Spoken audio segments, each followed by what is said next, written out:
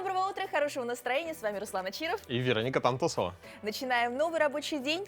Ну что, конечно, расскажем последние новости, поделимся о том, как просыпаться правильно, поговорим с гостями. Сегодня у нас они особенно интересные. Ну и, конечно, напоминаем, что у нас есть телеграм-канал, где все эти новости можно посмотреть, если вы с утра что-то пропустили, или, наоборот, повторить рецепты, потому что мы их тоже дублируем. У нас сегодня замечательный рецепт завтрака. Ну а мы желаем вам бодрого начала рабочего дня. Сегодня у нас, напомним, 31 января, пятница. Ну и, конечно, по традиции, в целом, как и любой разговор всегда начинается с погоды, так и наш выпуск мы начнем с прогноза погоды. Итак, о погоде. В центральных районах минус 43, минус 35, в заречной группе 48, 36 ниже 0. В южных 32, 26 со знаком минус. В Вилюйской группе 41, 36 ниже 0. В Нижнеленских минус 41, минус 34. В западных 38, 29 со знаком минус. В Колымо-Индигирской группе 30, 31 градус холода. В Янских минус 40, минус 25. На северо-западе 32, 27 градусов ниже 0. В Якутске температура в 6 утра. Минус 37 градусов. Атмосферное давление 767 миллиметров ртутного столба. Ветра у нас сегодня нет с утра, а днем преимущественно без осадков. Ветер восточный до 2 метров в секунду. Температура днем в Якутске минус 33, минус 35. Но вот вчера, вот, знаешь, вроде погода была вечером довольно теплая, а в какой-то момент было очень холодно, прям аж морозно. Ну, я вчера в виде эксперимента там проверял одну камеру, с которой вот в воскресенье в поход пойдем, и прицепил ее к велосипеду. Она у меня хорошо отработала, но когда я выезжал, было минус 34, потом стало минус 33, как-то потеплее, а потом резко похолодало. Вот. Ну вот в этот момент, видимо, я как раз выходила Даже туман на улице и да, поняла, что вдруг, оказывается, на улице холодно. Ну, на самом деле, погода – это отличный повод завести разговор, ну и держать руку на пульсе с нашей, как она сейчас, от минус 20 до минус 40. Как раз всегда можно быть в курсе событий, и которым мы прямо сейчас поделимся. И возвращаемся к теме пробуждения. Нельзя пропускать утренний будильник. Это ведет к выгоранию и психическим проблемам. Для ментального здоровья лучше вставать сразу, а не пытаться доспать еще несколько минуток. Если не можете проснуться после будильника, то эксперты рекомендуют сразу после пробуждения посчитать от 1 до 5 в обратном порядке. Как только посчитаете, сразу же вставайте с кровати. Так у вас выработается привычка и пропадет недосып. Да. Прощаемся с 15 заведенными будильниками. Да, но вот у меня такая есть привычка, как мы просыпаемся на эфир достаточно рано, в 4 утра, вот, и бывает такое, что я уже отказался от нескольких будильников, потому что это расслабляет действительно, но все равно откладываю там на 8 минут, то есть еще немножко протянуть. Вот. Ну, вставать рано – это, наверное, такой дар, мне кажется, потому что сколько бы я ни боролась, все равно я встаю именно с будильником. А вот люди есть же, которые «я просыпаюсь за 5 минут до будильника», я такая «боже, вы герои». Через 5 минут после будильника тоже с отложенным будильником встать. Ну, надеюсь, что вы сегодня проснулись либо с первым звонками будильника и чувствуете себя бодро. Ну, а следующая интересная новость про северное сияние. Северное сияние на пороге своего дома заснял астрофизик из Аляски. Студент всю жизнь охотится за этим явлением и в этот раз заснял настоящий шедевр. Выглядит действительно невероятно. Потрясающе. Как из фильма. Даже не верится, что это не графика. Ну, с учетом в последнее время прям, по-моему, в истории такого не было. Или просто наблюдение не велось, но прям чуть что не неделя, то вспышки на солнце, там, класса X или класса 10, как это называется. Наверное, все-таки у нас техника достигла какого-то такого развития, что это все можно зафиксировать. И теперь это все известно всем. Да. То есть, ну, благодаря а дальше, конечно, куда без милоты по утрам. Морская выдра показала рыбаку свой любимый камешек. Какая прелесть. Подарил рыбаку. Еще и повертелось. Здорово. Я узнал, кстати, есть люди, которые за камушками ухаживают, как за питомцами. Вот это для меня небольшой шок. То есть еще необычный интерес, необычное хобби. Ну, следующее видео для тебя, будем искать этих людей. Ну, а, кстати, сотрудники подмосковного Мособлпошспаса спасли беременную лосиху, провалившуюся под лед в Талдомском городском округе. Животное переходило замерзший полноводный ручей, но лед не выдержал веса лосихи, из-за чего она оказалась в воде. Ее заметили местные жители, которые вызвали спасателей. Вот, Прибывшие специалисты накинули трос на шею животного и вместе с горожанами вытянули лосиху на берег. После укрыли термоодеялом и растерли тело, чтобы восстановить кровообращение. Убедившись, что лосиха пришла в себя и может самостоятельно передвигаться, спасатели отпустили ее в лес. Ну, сейчас зрители смотрят, наверное, думают, вроде бы это не лосиха, как кажется, это сахатый. Но в целом можно понять, потому что несколькими днями ранее еще одного лося, провалившегося под лед, спасли в подмосковной деревне Самошкино. Сахатому помогла группа мужчин, лось полностью доверился им и скользил по льду телом. Ну вот, соответственно, вот это видео у нас и было. Ну, мне кажется, это связано с тем, что достаточно теплая зима, да, сейчас. И сахатый что? Ну, видит лед и по старой памяти идет и проваливается. Ну да, они руководствуются инстинктами. Но самое главное, что мир не без добрых людей. Что их всех вытащили, отправили в лес, и с ними теперь все в порядке. Но переходим к более прозаичным, но не менее интересным новостям.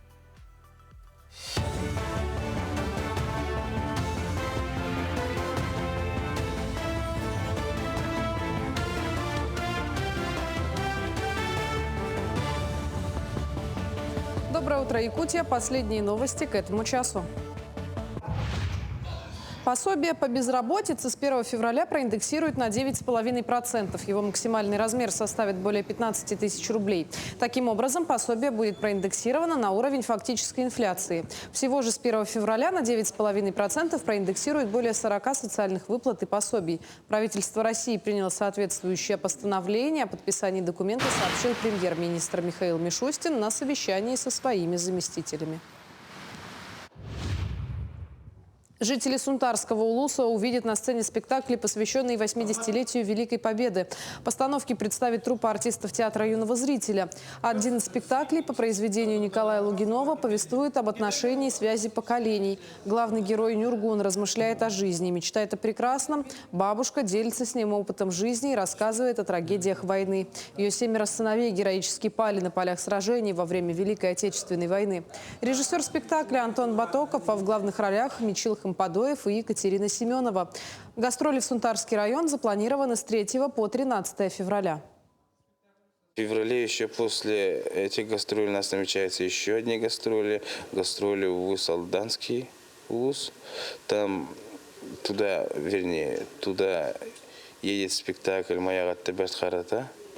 Будем участвовать в фестивале «Золотая маска».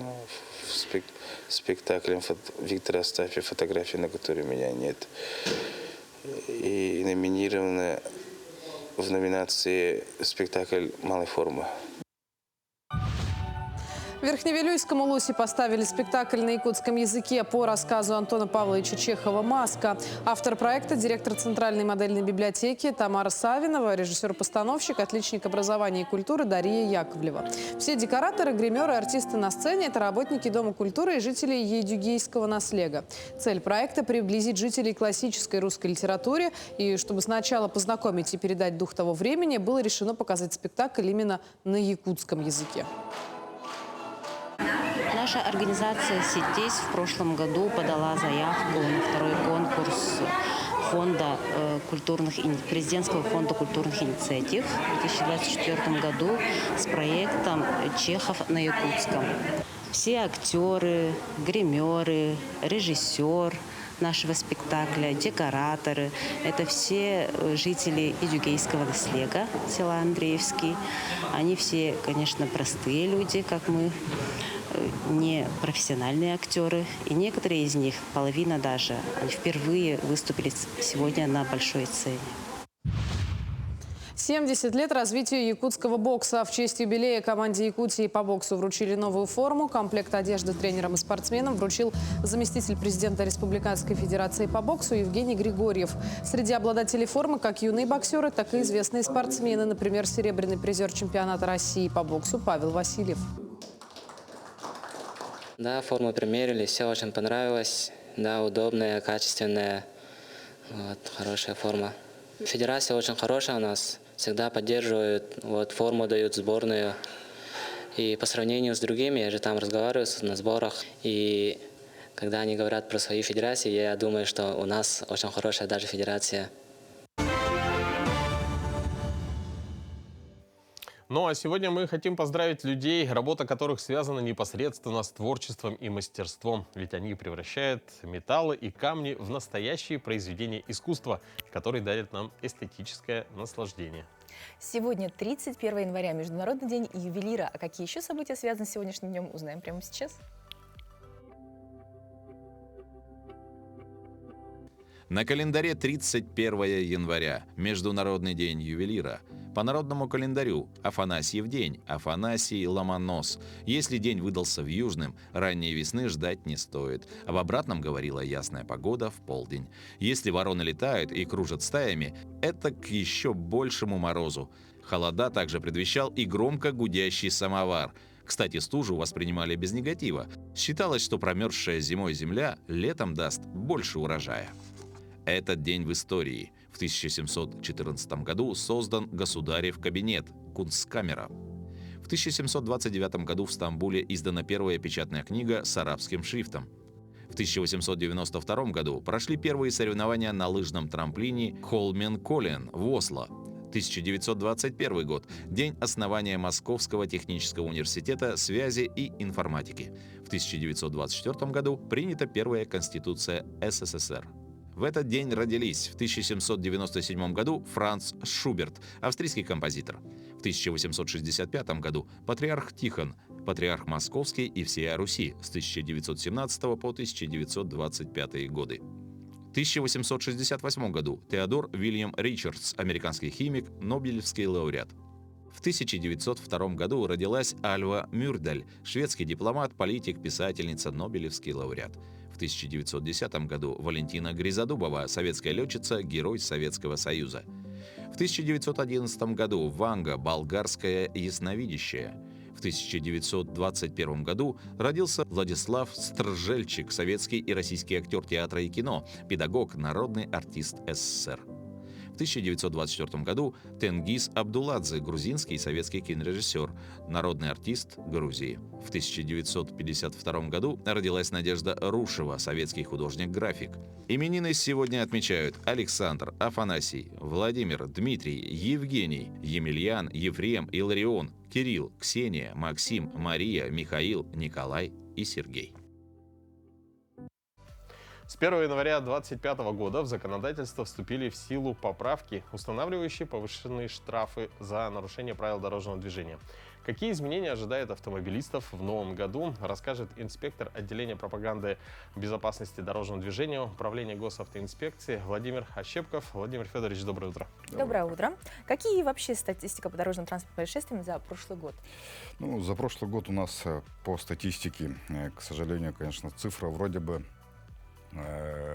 по дорожно-транспортным происшествиям снизилась, да, по сравнению с позапрошлым годом, но у нас количество смертельных ДТП, конечно, к сожалению, увеличилось, можно сказать.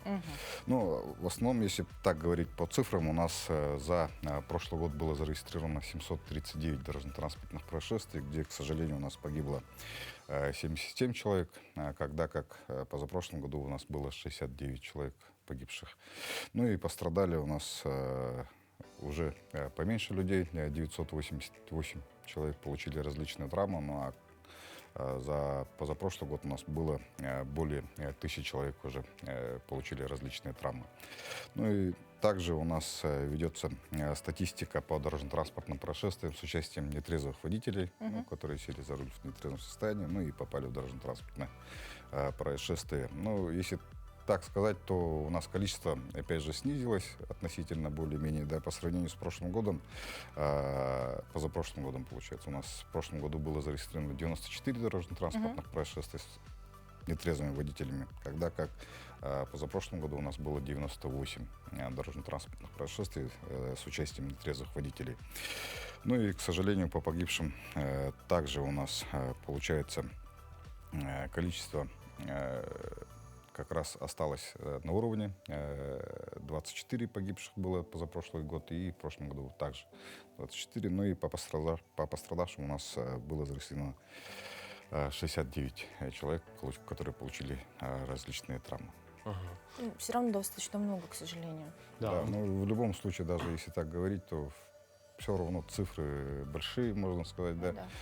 У нас они, опять же, можно сказать, имеют сезонный характер, к сожалению, да, но и как показывает, ну, в принципе, практика, да, ну и у нас из-за наших погодных условий, можно сказать, да, в зимний период времени, когда у нас, в особенности, когда холодно стоит, да, туман, тогда водители вроде бы все практически соблюдают скоростной режим, да, дистанцию, и, соответственно, у нас транспортных происшествий более или менее поменьше.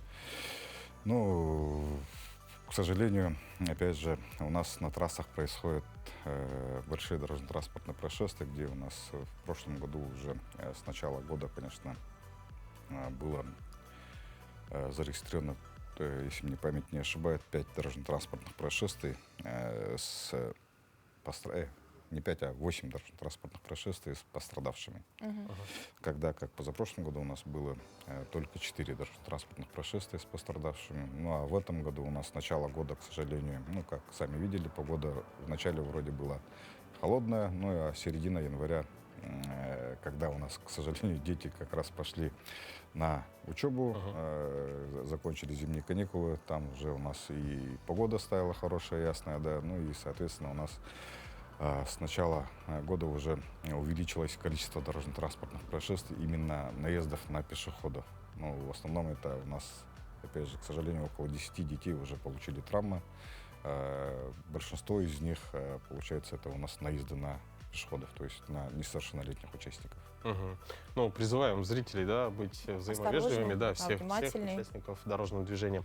Какие основные изменения в 2025 году в сфере законодательства безопасности дорожного движения? Ну, в сфере законодательства безопасности дорожного движения, то у нас, конечно, как вы видели, с 1 января у нас увеличился размер штрафов, да, то есть это именно касается тех статей, которые у нас, опять же, влияют на безопасность дорожного движения. То есть это у нас основные это нарушение правил езда без прав водительских, да, также езда в нетрезвом состоянии, нарушение расположения транспортного средства, нарушение знаков, ну, которые конкретно влияют, непосредственно влияют, можно сказать, на правила дорожного движения. Вот на данных статьях у нас размер, сумма штрафа, можно сказать, да, увеличилась. Допустим, вот ремни безопасности у нас раньше было 1000 рублей, сейчас уже 1500 рублей. Ну и также изменения вступили именно по оплате данных штрафов. То есть раньше у нас было в течение 20 дней оплачивали 50%, то и сейчас это уже увеличилось до 30 дней и, соответственно, также скидка, можно сказать, увеличилась до 75%. Как вы полагаете, это повлияет на количество нарушений? Ну, это, в принципе, должно повлиять в любом случае на человека, который, в принципе, нарушает правила дорожного движения, даже если он, ну, нарушает, опять же, ну, это непосредственно те нарушения, которые могут, как я сказал, повлиять на безопасность, да, и, соответственно, инспектор, когда уже останавливает, это, опять же, будут выявлять не только инспектор, там есть еще статьи, которые, опять же, выявляются камерами автоматической фиксации, то там уже, конечно, некоторые люди почувствуют, которые нарушают именно расположение транспортного средства, да, нарушение знаков, то там уже у нас, получается, камеры автоматически будут фиксировать и, соответственно, направлять нарушителю уже повышенный штраф. А все-таки что чаще всего нарушают? Ну, понятно, что статистика, она достаточно объемная, но вот самые распространенные нарушения — это, наверное, ремень безопасности. Да, самое, ну, как распространенное, как бы, да, но в любом случае у нас, если инспектор выявляет, допустим, в течение дня, грубо говоря, более 10 материалов, да, вот это, грубо говоря, на одного инспектора, можно сказать, да, то, соответственно, в течение суток, ну, в основном у нас, конечно, если смотреть, то у нас это ремень безопасности, во-вторых, это страховка, ну и в-третьих, это у нас нарушение конкретно расположения транспортного средства на проезжей части, то есть выезд на полосу встречного движения, также нарушение направления движения по полосам, то есть поворачивают, можно сказать, выезжают со двора, нарушая двойной сплошной, можно сказать, да, если просто говорить. Ну и, соответственно, также у нас, к сожалению, водители нарушают, опять, ну, это касается, опять же, нарушений ремней безопасности тоже, только в качестве уже детей. То есть по статье 12.23, части 3, то они уже перевозят детей. Вроде бы коляска есть, но нарушают именно правила использования данных детских устройств. Ну, то есть те мелочи, которые в последующем могут на самом деле привести к летальному исходу. К сожалению, так. Ну, мы благодарим вас за то, что вы сегодня пришли к нам в гости. А нашим зрителям мы вас призываем еще раз, да, соблюдать правила дорожного движения, потому что правила, они не просто так созданы.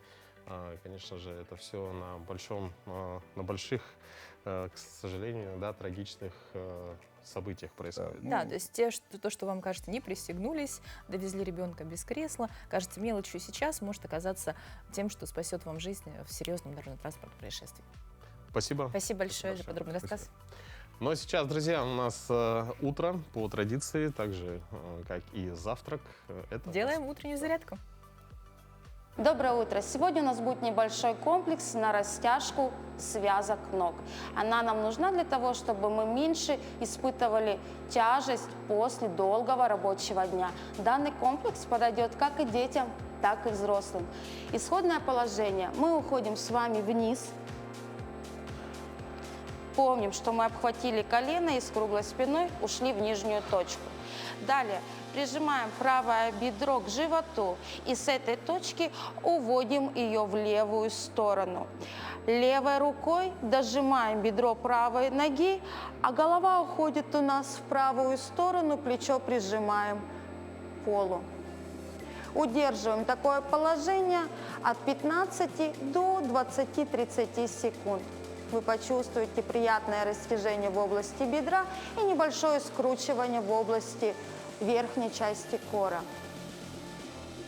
3, 2, 1. Далее переводим бедро в центр, и у нас будет с вами смена.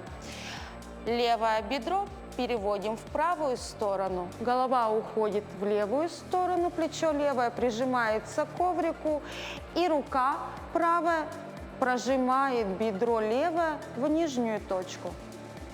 Далее прижимаем бедра к животу. С этого положения вытягиваем ножки вверх.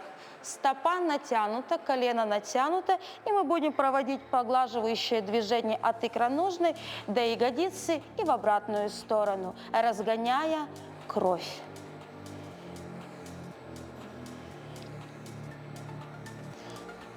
Три, 2, 1. Берем себя за голеностоп и сейчас пружинистыми движениями притягиваем бедро к животу. 3, 2, 1. Колено сохраняем прямым. Сейчас прижимаем бедро глубже и удерживаем это положение от 10 до 20 секунд. Вы, возможно, почувствуете натяжение и неприятное поддергивание. Когда вы почувствуете поддергивание, слегка натяните больше колена. Хорошо. Вернулись в исходное положение, и с этого положения коленочки сгибаем и с круглой спиной, обхватив либо правое, либо левое колено, уходим в верхнюю точку. Вытягиваем ножки прямо перед собой, стопа натянута, и животом идем к бедру, обхватив стопу. Пружинистыми движениями уходим глубже в нижнюю точку. Сохраняем спину прямой. 3, 2, 1. И уходим в самую нижнюю точку для вас. Удерживаем это положение в течение 10-15 секунд. Закрываем глаза, дышим. Возвращаемся аккуратно в верхнюю точку с прямой спиной. Вытягиваемся и уходим в положение бабочка. Пятки ближе к паховым мышцам. Раскрываем бедро и пружиним. Спину сохраняем максимально прямой.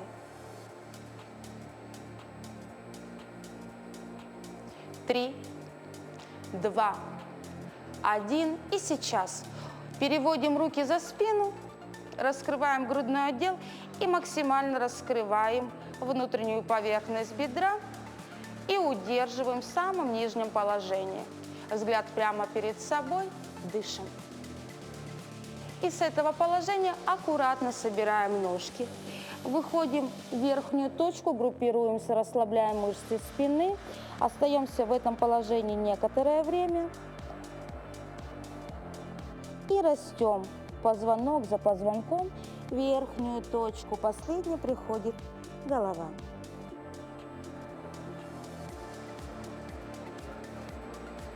Три раза мы делаем движение назад плечами, ножки шире и делаем вдох-выдох. Вдох и выдох. И снова вдох и выдох. И у нас будет третий благодарственный вдох, выдох. Собрали ножки и похвалили себя за проделанную работу. Всем хорошего дня! Всем отличного дня. Надеюсь, вы сделали зарядку. Но во время зарядки, да и как во время любой физической активности, у нас тратится энергия, которую необходимо просто даже восполнять. И делать это лучше правильно и вкусно. Ну и наша рубрика «Блюдо дня» спешит к вам на помощь. И сегодня мы расскажем вам рецепт брускетты.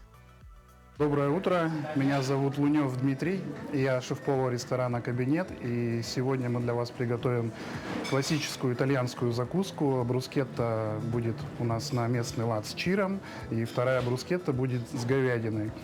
Брускетта – это универсальная закуска, которая подойдет для завтрака, легкого перекуса, для встречи неожиданных гостей. Для двух брускет нам понадобится обязательно итальянский хлеб чиабатта, мы печем его сами, малосольный чир, ростбиф, это говяжья вырезка, обжаренная на гриле, маринуется с горчицей, травами, паприкой. Также нам понадобится копченая вишня, кедровые орехи, соус ромеско, это овощной итальянский соус из оливкового масла, болгарского перца, помидора, лука, чеснока, а также орешек миндаля. Все это запекается и пробивается, доводится до вкуса с винным уксусом, солью, сахаром. Для брускетты с чиром нам понадобится также итальянская чиабатта, свежий огурец, красная икра и творожный сыр, смешанный с майонезом, сметаной, цедрой апельсина и творожный сыр также со сметаной и вялеными рубленными томатами. Для начала мы нарезаем чиабатту крупными кусками.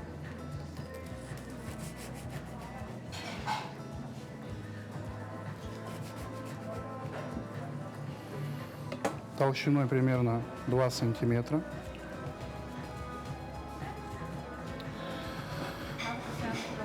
Чиабатту нужно обязательно смазать оливковым маслом. У меня оливковое масло настояно на чесноке, розмарине и тимьяне.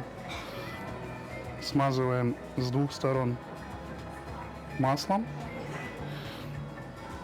И далее мы будем обжаривать на гриле.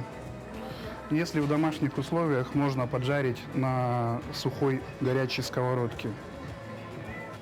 Я поджарил чиабатту на гриле.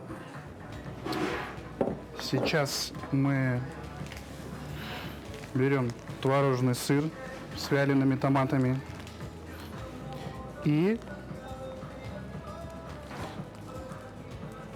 намазываем наш поджаренный хлеб.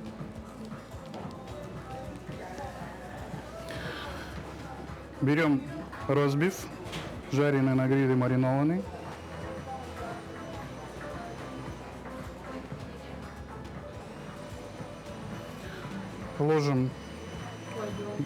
кладем грамм 80. Соус ромеско овощной. Ложим сверху на говядину. Также копченая вишня.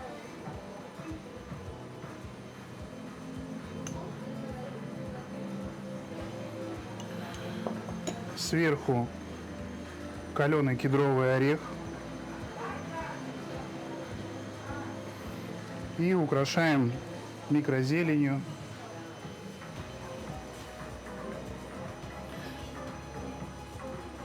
И ломтиком редиски.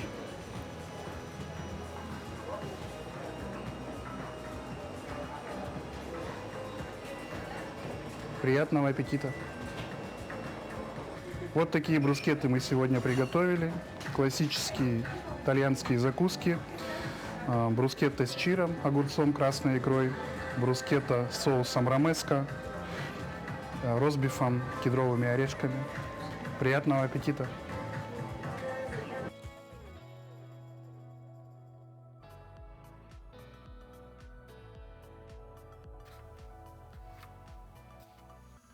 Ну, очень аппетитные. Такие, знаешь, чисто по-мужски большие брускетты.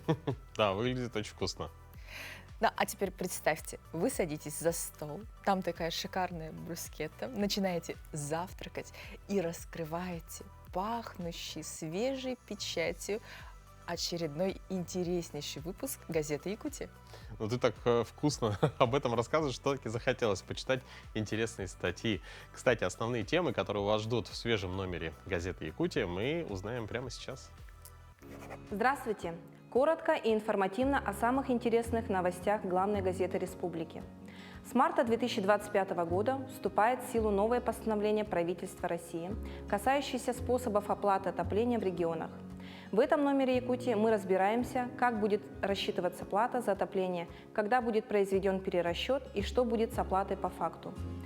С развитием цифровых технологий собственникам квартир стало проще контролировать ситуацию в доме. С помощью приложения госуслуги «Дом» вы можете быстро решить проблему и получить нужную информацию. Как это сделать в нашем материале? Наш гость номера – Герой России, исполняющий обязанности министра по делам молодежи и социальным коммуникациям Игорь Юргин. В эксклюзивном интервью мы расскажем о пути простого парня из Нижнего Куранаха до Героя России.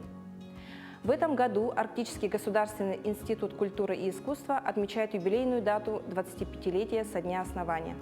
Мы побывали в институте, чтобы своими глазами увидеть, как занимаются студенты, кто их учит, чтобы они стали высококлассными специалистами и были востребованными в своей сфере. Чем удивил АГИКИ в нашем специальном репортаже. В прошлом году в Якутии общий ущерб, нанесенный кибермошенниками, составил более 1 миллиарда 200 миллионов рублей.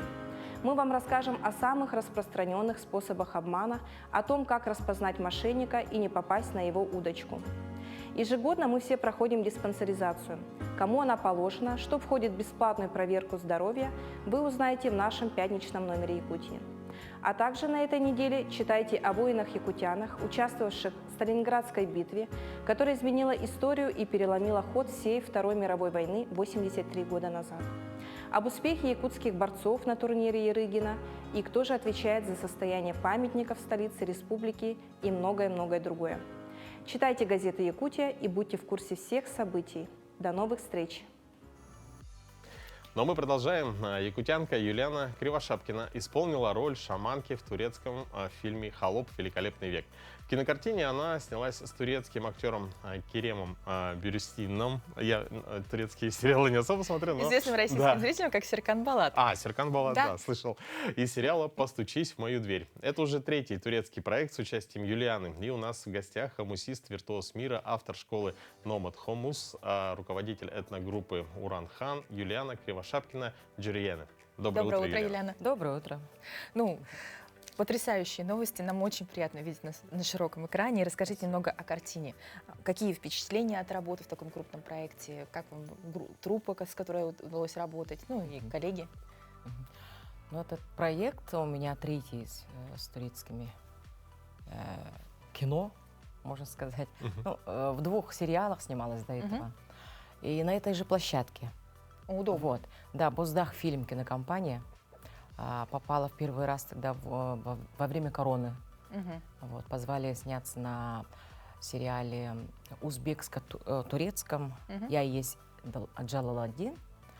Вот, и потом уже на Курлуш Осман оставили, еще попросили сериал тоже. И вот в третий раз попала на этот фильм «Холоп. Великолепный век». Ну, очень харизматичный человек, мне кажется, это оправдано, потому что на широком экране очень приятно вас видеть. Ну, а как коллеги воспринимают работу? Насколько это легко с ними взаимодействовать? С актерами? Да. Очень легко, потому что, ну, все же там большие мастера, звезды, и все очень приятные, все улыбаются, радуются, а по работе как профессионально, конечно же. Что касается фильма, вот какая она ваша героиня? Я там, ну, 3 раза я приглашали в роль шаманки, почему-то меня только так видят. Вот.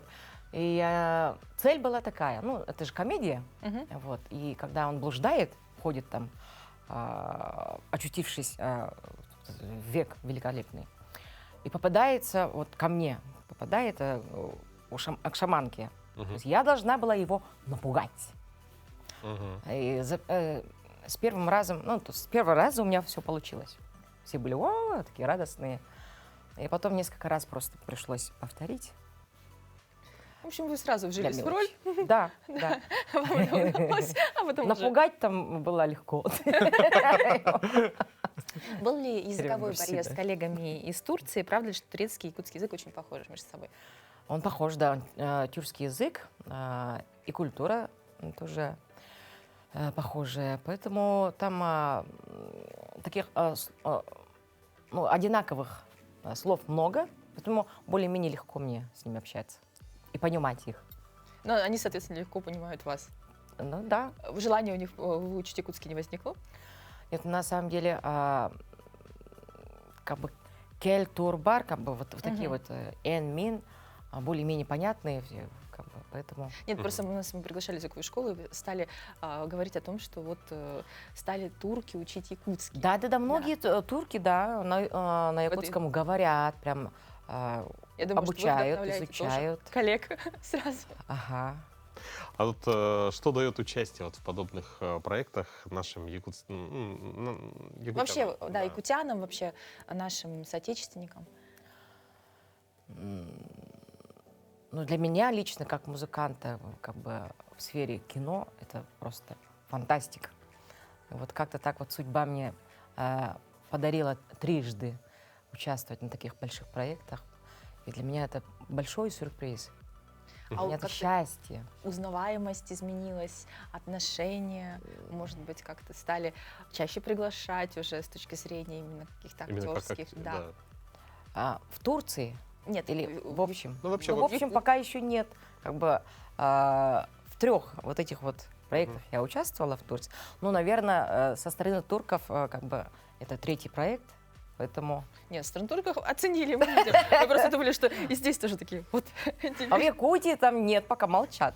Прежде чем мы зададим самый главный вопрос, Юлиана, вопрос такой. До, ну, вообще вот съемок в турецком сериале, да, вы смотрели, вообще являлись ли любителем турецких сериалов? Я? Да. Так, ну, вообще, там очень красиво, да. Вот то, что вот в сериалах мы видим, прям как будто в те же века там ощущаешь. Ощущаешь себя так же. Да. И вот, Ну, в общем, сериал от начала до конца вы не просматривали я никогда. не смотрела, честно говорю, сериалы, я не любитель сериалов, но вот именно в тех сериалах, где я участвовала, пришлось посмотреть. И то не все серии. Сейчас многие смотрят, да, думают, вот Юлиана, у меня допустим, не нет фанат времени на этих да, сериалах, нет времени честное смотреть слово. сериалы турецкие, но она видела самого, да? Пожалуйста, Вероника, вопрос Нет, самый главный. знаешь, самый главный. Я знала, что он прозвучит обязательно, но проблема в том, что я тоже не смотрела. Ну, Не являюсь поклонником Серкана Балата, но, наверное, теперь стоит посмотреть хотя бы фильм. Ну, расскажите, самый волнующий вопрос для фанатов. Какой он их герой Серкан Балат в жизни, в работе, на съемочной площадке? Но он очень приятный молодой человек. общительный. Вот, и... Но мы во время работы только с ним как бы встречались, поэтому особо много не могу говорить, но он обаятельный очень молодой человек, талантливый. Ну что, дорогие дамы, ваш герой оправдал себя, произвел положительные впечатления от работы. Ну, Юлиана, мы видим, что у нас вы с собой принесли хамус, наш замечательный инструмент. Мы не можем не попросить вас сыграть что-нибудь. Обязательно. Пожалуйста. Пусть будет благословление. Доброе утро.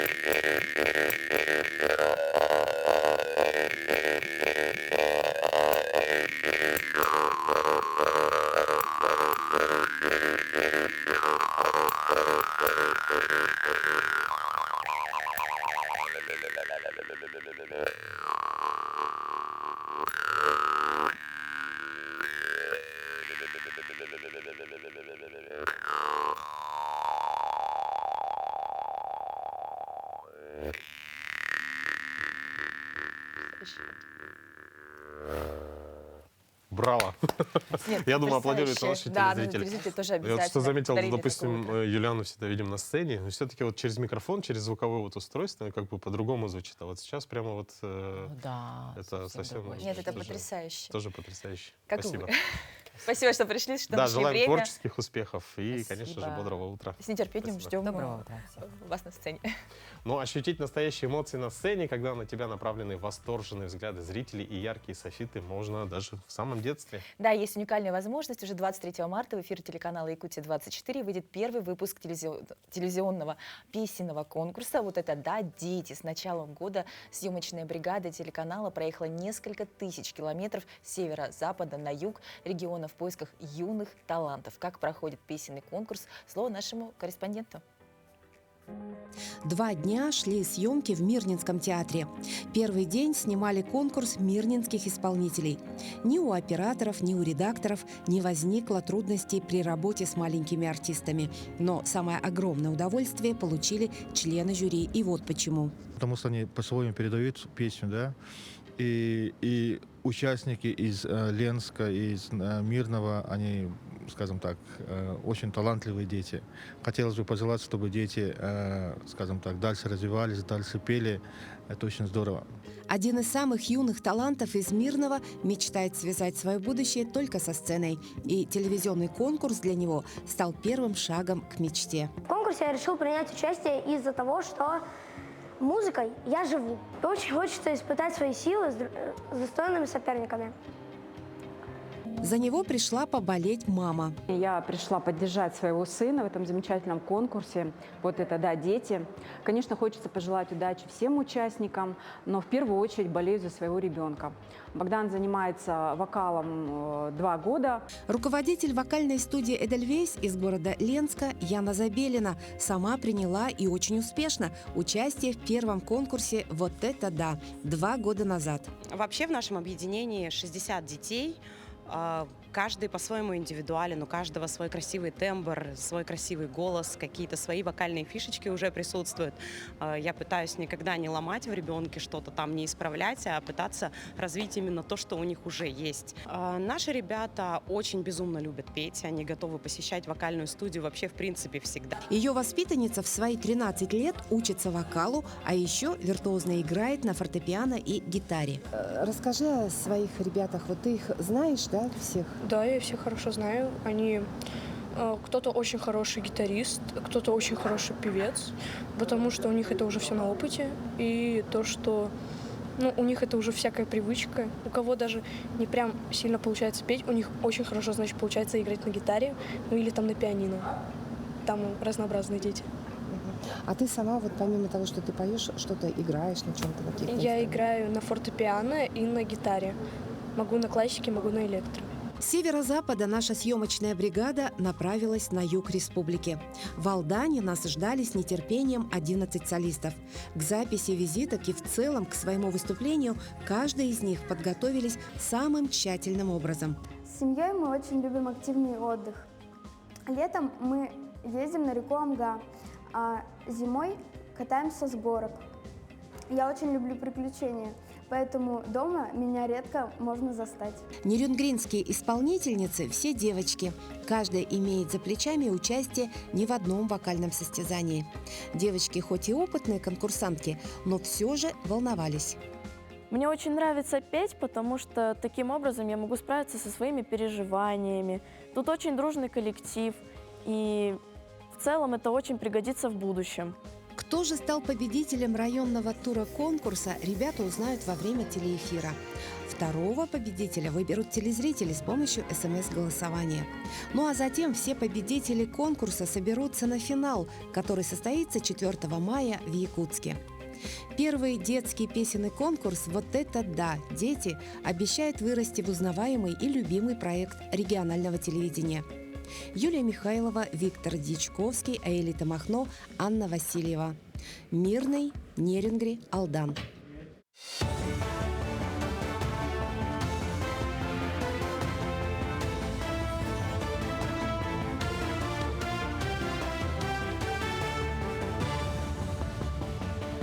Мы продолжаем освещать самые заметные события. Доброе утро.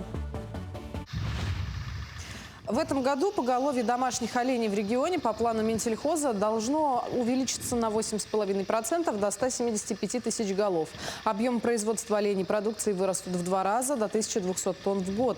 Для этого власти намерены создать еще 6 убойных цехов до 2028-го. Напомню, что в республике ежегодно выделяется чуть более 1 миллиарда рублей на развитие оленеводства. В 114 хозяйствах работают 1245 человек, в том числе 1010 пастухов и 235 чумработников. В Бердикевской школе имени Афанасия Осипова состоялась торжественная линейка, посвященная старту Года Отечества и встрече 80-летия Великой Победы. Приняли участие все общественные организации школы, отряды юных полицейских «Беркут», юных пожарных «Легион», первичного отделения школы движения первых и школы «Орлят». Флаги внесли воспитанники военно-патриотического клуба «Махсагол». Ветераны боевых действий всегда принимают участие в мероприятиях, направленных на формирование патриотических ценностей у молодежи.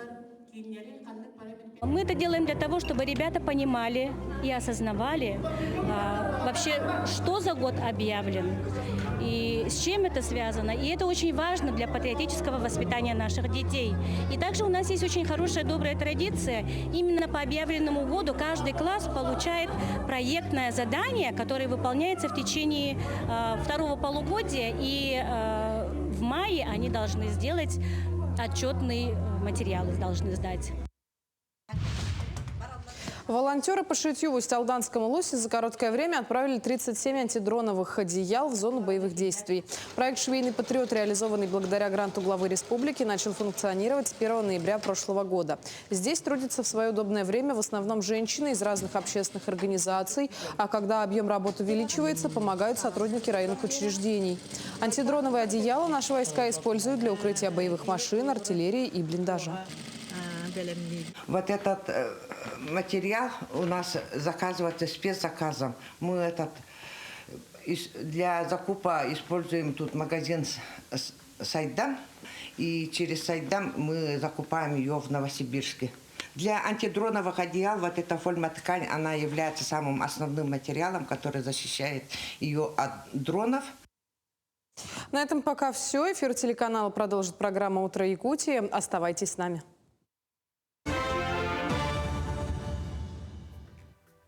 Учащиеся ИТЛ номер 24 города Нерюнгри продолжают создавать уникальные проекты. Ученик 9 класса Денис Неграшев покорил научное пространство своей перспективной работой «Система управления на основе нейроинтерфейса».